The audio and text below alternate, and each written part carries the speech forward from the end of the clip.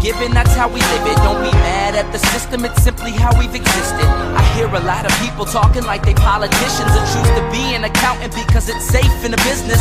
Not because they want to do it, just because they heard it pays. And who the fuck wants to be poor knowing that's how we've been raised? Society is getting heavy, I can feel the weight. The pressure of success is like 100 million pounds of shit. How you guys doing today? It's Anthony Gangi. Welcome to another episode of Tear Talk. Guys, how does this happen? How does a beautiful girl like Tina Gonzalez get caught with an inmate? I mean, not even just a simple relationship. We're talking about sex behind the wall. Sex that was possibly viewed by 11 other inmates. Point where she's coming to work and she's cutting a hole in her pants to facilitate these actions. And what about Melissa Goodwin last year out of Australia? Beautiful woman. She gets caught with multiple sex acts, brings in contraband, no different than Tina Gonzalez. How does that happen? How do we get to a point where women like this get caught up doing foolish things? Now, guys, this show today is sponsored by Guardian RFID. It's an inmate tracking system. If you get a chance, please check out that website, guardianrfid.com, and also American Military University. If you're seeking higher education, please, guys, check out American Military University. You bring the experience back into the classroom. Hey, guys, by the way, these two beautiful women, they're sexual aggressors. They're sexual predators. At least for the one in the United States, they violated PREA. They were in a position of authority, and they took advantage of that by having sex with that inmate. And most people looking at us like, well, they're beautiful women. We mean taking advantage of the inmate. The inmate's a victim here. Sad to say, but it's true. The inmate's a victim. And those two female officers, again, one in Australia, one in the United States, they're sexual predators, or they would be seen as such. You know, one thing about corrections is you have that line that you do not cross. The line that's, if you cross it, it's unforgivable. And it is that relationship with that inmate. Because it makes correctional staff wonder, where's your loyalty? Sometimes in corrections, we have to give out blind trust. I may not know my partner, but I have to trust them because we have to work together. We have a job to do.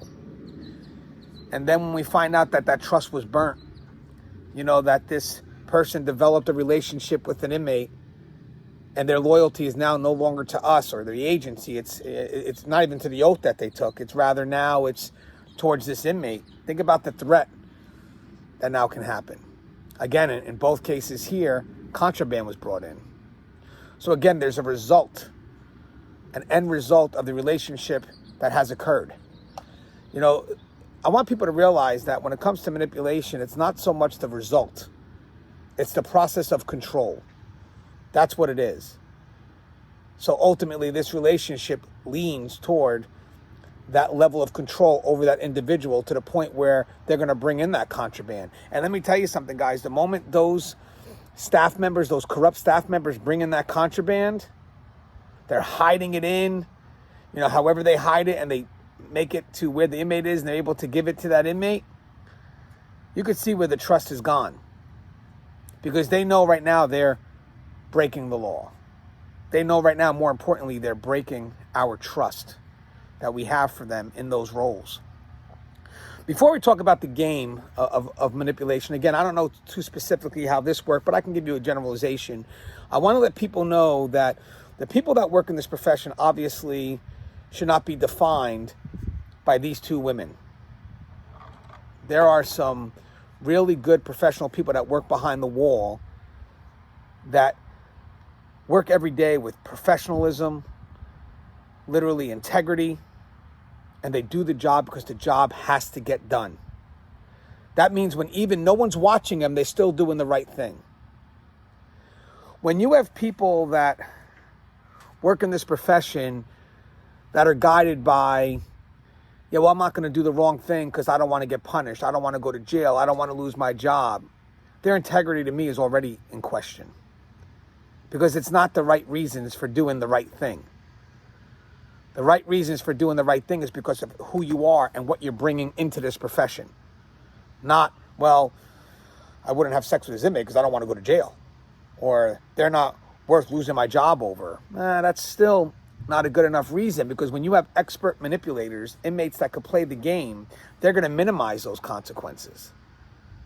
They really are. They're going to make it look like, don't worry, I got you. No one will ever know. And once you start to minimize those consequences, there's really nothing stopping that staff member from doing the wrong thing. But if that same inmate was to play someone else who was about integrity and professionalism, they don't get that angle. The inmates won't get that. Doesn't matter about the consequences, because it's not the consequences that's stopping me from doing the right thing. I do the right thing because of who I am, the sworn oath I took, and the level of integrity that I have, which means that even when no one's watching, I'm still doing the right thing. So I want to get that out there first. So for the staff members that are watching this, guys, we do the right thing because it's the right thing, not because we're afraid of getting caught or afraid that we'll, lose our job or go to jail. Again, that's where you start to see the mind shift of people. You start to see the shift in their mindset. Like if you have someone who is saying, I don't know how people could do something foolish because it's not worth going to jail over, or I'm not going to lose my job over this. And then eventually they start finding out ways to do certain things without getting caught. It's like, whoa, what's going on? Well, I'm just saying, Gange, when the sergeant's not here, these things could definitely happen. Or that room right there has no camera. You could definitely do things in those rooms. It's like, well, why is your mindset there? Why are you spending all day thinking about ways not to get caught? None of that should even matter. Point is, you're never going to do it. So I feel like now that you're convincing yourself not to do it. So who you been talking to lately? Who's been kind of helping you figure out whatever it is that you're trying to accomplish? Because that, to me, seems like you're starting to stray off course. So catch yourself. Now, when it comes to the females officers or the female staff members that may get manipulated by the male inmates, I want you to know that the game's a little bit different here than it would be for a female inmate to a male officer. And today we'll just stay focused on the game being played by a male inmate to a female officer. But now, again, I don't know too specific about this case, but all because you have these two beautiful women, it doesn't mean that they're not insecure. I mean, we have Joyce Mitchell, who in 2015 was very insecure. She also had bad relationships with her husband. Her husband used to, I believe, talk down to her. She just didn't feel that she had worth. And somehow or another, the inmates got word of this. Maybe she probably shared her story, because that's one of the things inmates will do. If they can get anything personal on you or a vulnerability, they're going to jump on that, because that's information that they can get to pull you out of your prescribed role. But in order for them to do that, they first have to isolate you. So this female here, Joyce Mitchell, probably didn't feel so highly of herself. When she went back into the prison, when she was talking to these two inmates, they would connect her to some better level of high self-esteem. And then now her self-esteem gets connected to them. So even when she's home and she's, feeling belittled, she would find a way to connect herself to these two inmates. So she connected her self-esteem to these two inmates. Again, I'm not saying she's the victim in this, because she knew what she was doing, but we need to understand how the game is played, which means that we're going to have to understand how that manipulation process works. So for this game here, she connected herself to that level of self-esteem that the inmates were providing her. And they were able to do that because there was some personal connection that she must have shared with them in order for this relationship to pursue. Now, if I'm an inmate, the first thing I have to do is, if I'm going to start getting involved in this game, it's not only about the vulnerability of the target, but it's also about her environment. Is the environment going to help my game, or is it going to lessen my game? Is there anything that I can do to make the game work? So even with Joyce Mitchell, possibly with these other two, you have an environment that's very complacent. You have an environment that doesn't help obstruct the game that the inmate's going to play, actually rather reinforces the game. Well, now you have someone that's vulnerable, an environment that's just not protecting that individual. So now it's open game. It's open season on that individual. So the one thing I need to do as an inmate, if I'm going to set this game up right, and again, we're talking about a male inmate playing out a female staff member, is I need to isolate that individual from any outside influence. Any influence that can mess with my game. And that could be officers who are, on point with their job. Anybody that can be a direct conflict with the game that I'm trying to play. And how they tend to do that is the inmates tend to control that environment. They tend to build a gap between the targeted staff member and anybody that can counter influence this individual who I'm trying to manipulate. And sometimes they could do that with an us versus them mentality. Once I start building that connection with that female staff member, I need to let this person know that if the person's allowing me to play this game on them, that I'm your resource. If you have a concern, I can protect you. And in some cases, I'm going to do what I can to also build animosity between you and the proper resources. Using words like, well, they don't understand us. They don't understand what we are about. I mean, look at the words I'm using. Us, I'm putting her right into connecting her to me. We, connecting her to me. And how do I further it out? We don't want to be like them. THEM. Again, us versus them. I'm using certain words that connect her to me and push her away from where she should be going. I also want to show her that I'm not like any other inmate. I'm different. And it's funny because I've dealt with staff that would actually defend inmates on that level. Well, that inmate's not like any other inmate. And to me, that's automatically a sign like, okay, this person's definitely caught up. Or even, guys, if the game's being played on you, even if you start thinking about that inmate in any capacity when you're home, you have to ask yourself, why is this inmate in my mind? Why am I thinking about this inmate when I'm home? It doesn't make any sense. So with that said, once I'm able to isolate that staff member, I'm able to pull that staff member away from their peers, I'm going to start trying to pull that that staff member from their prescribed role. Again, I'm going to try to build a personal connection that goes past what our labels are. So in order for me to get this game to work, I can't have you see me as an inmate. Because if you see me as an inmate, then that means that you still see yourself in that prescribed role. So I need to pull that label. I need to remove that label. So again, that's where the personal connection comes in.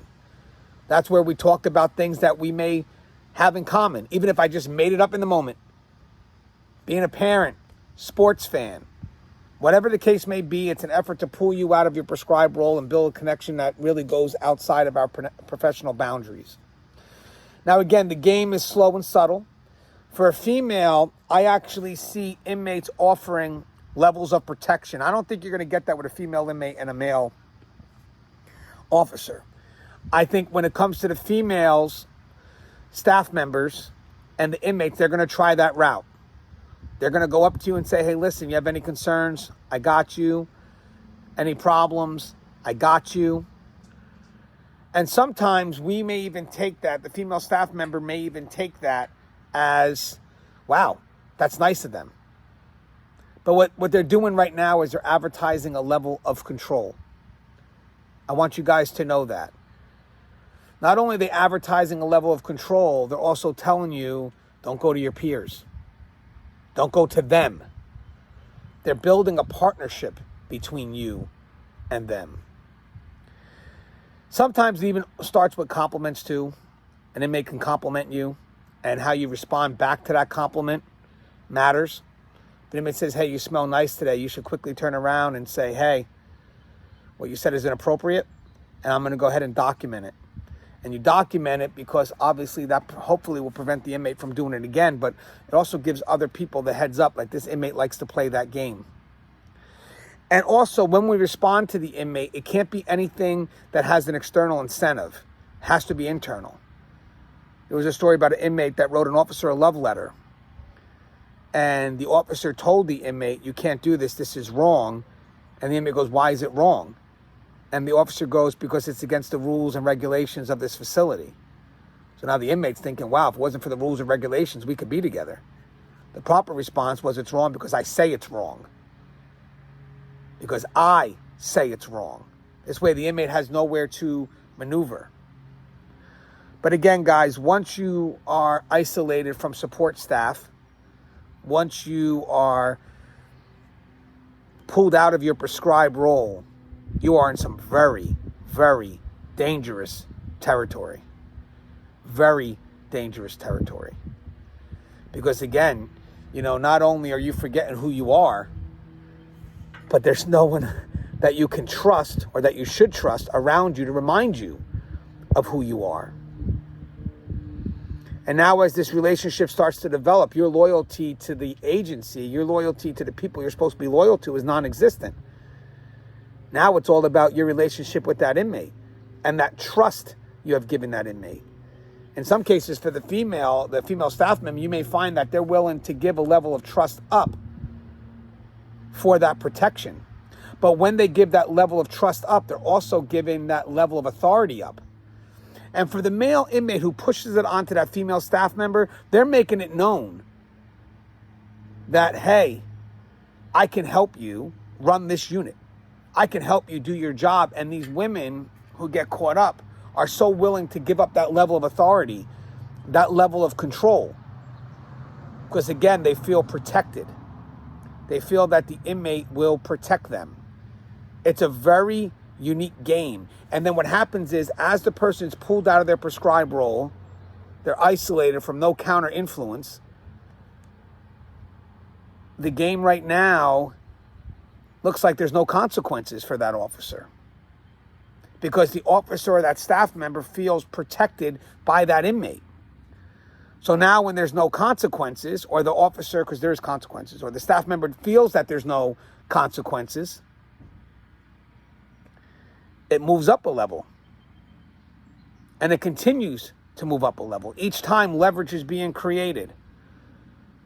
And now you have a staff member who's compromised, who's a threat to the facility, who's a threat to each one of us who work behind that wall, because now her loyalty is not only towards this inmate based on love and whatever they have going on, but he has leverage now.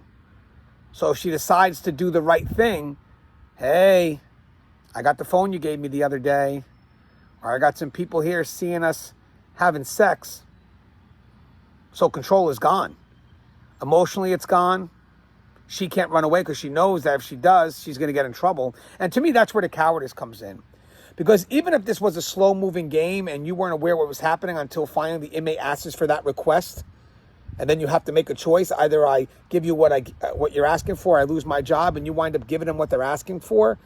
Well, you know now, and you still didn't do the right thing. Now, the bullshit that you're doing now is involving us and our safety and our ability to go home. And guys, this game is very slow moving and subtle. I mean, I don't know too much about Tina Gonzalez and Melissa Goodwin. I don't know if it was a slow moving game or they're just really sexual predators that come in with that level of authority and, they don't care. Because we get those too, unfortunately. But for the game that's slow moving and subtle, it really is a mental workout. And that's where we're needed to help police each other. That's where we stop and say, hey, you're getting a little too close to that inmate. You got to pull back. And if that person feels that they are getting too close, that's when they need to report it and say, listen, I can't work with this inmate. Or maybe I just can't work in this position at all. But the point is, you should never allow that relationship to a point where it's physical. It's that close and personal. And you're bringing in contraband. And again, when you're bringing it in, you're hiding it so you know you're doing something wrong. There's no denying where your loyalty is at that point. I mean, I've seen officers that knew they were getting too involved and they said something and it was handled. They probably even resigned. But what they did was they knew their actions weren't where they needed to be and they stepped up, they did the right thing, and they pulled themselves out of that situation. It's hard, but it has to be done. And for these two, or for Joyce Mitchell, when you knew this was happening and the relationship was too involved, you had an out. The moment they asked you to do something, to take control, and then you went ahead and brought it in or did what it is that they wanted you to do, you gave them total control. And there's no turning back from that. You could easily take that control back by saying, you know what? I'm too involved. I'm going to report myself. I'm going to turn myself in. But again, guys, just the game manipulation is slow and subtle, and I want people to realize that, they're beautiful women, but they could be vulnerable too, and the inmates can play them out. Not all people that are beautiful on the outside feel that beauty on the inside.